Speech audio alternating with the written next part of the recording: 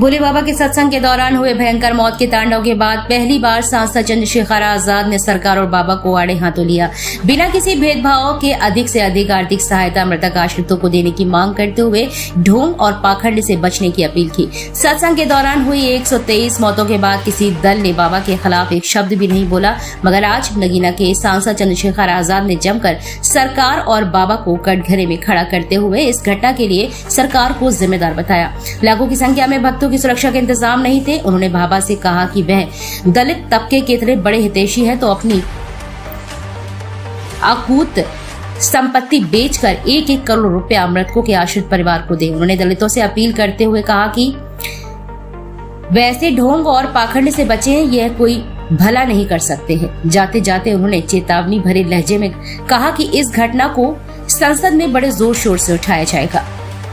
दोषी मानते पूरी घटना को लेकर देखिए, सबसे बड़ा तो फेलियर एडमिनिस्ट्रेशन का है और सीनियर अधिकारियों का है, जिन्होंने किसी बाबा के भरोसे इतनी बड़ी जनता को छोड़ दिया। जैसा मुझे अभी बताया गया कि भाई बाबा के सत्संग में कोई अंदर नहीं जा सकता, अंदर वो अपनी व्यवस्था रखते हैं। ये समझना पड़ेगा कि लोकतांत्रिक देश है और लॉ एंड ऑर्डर की जिम्मेदारी पुलिस और एडमिनिस्ट्रेशन की। बाबा को किसका संरक्षण प्राप्त है? के भरोसे नहीं छोड़ा है। दूसरी बात, इस बात पे भी गौर करना पड़ेगा कि 80,000 लोगों की जिम्मेदारी में कितने लोगों की व्यवस्था लगाई।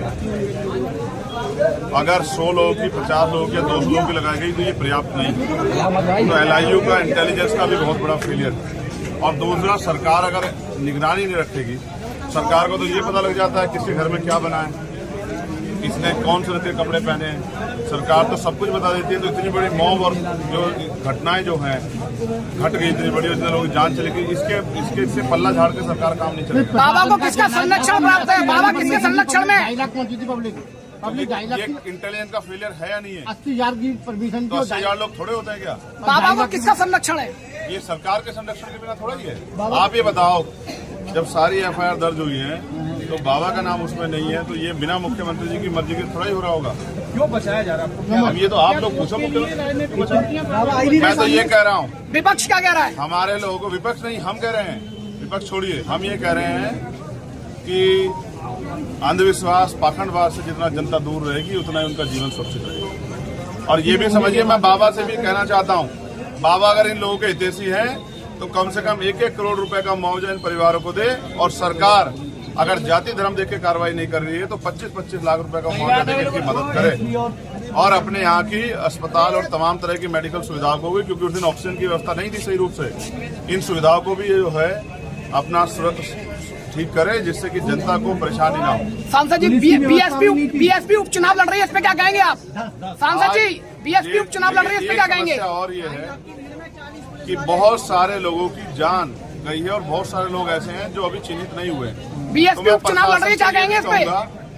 मैं प्रशासन से ये भी कहूंगा कि वो हर पीड़ित को चिन्हित करे और उनको मुआवजे के दायरे में भी लाए, क्योंकि कुछ लोग जो हैं बिना पोस्टमार्टम के अपने परिवार को मुआवजा संसद में उठाओगे? हाँ, उठाएंगे, बहुत जोर से उठाएंगे। इतने जोर से उठाएंगे सरकार को जवाब देना पड़ेगा। मुआवजे लोगों को संसद में उठाओगे?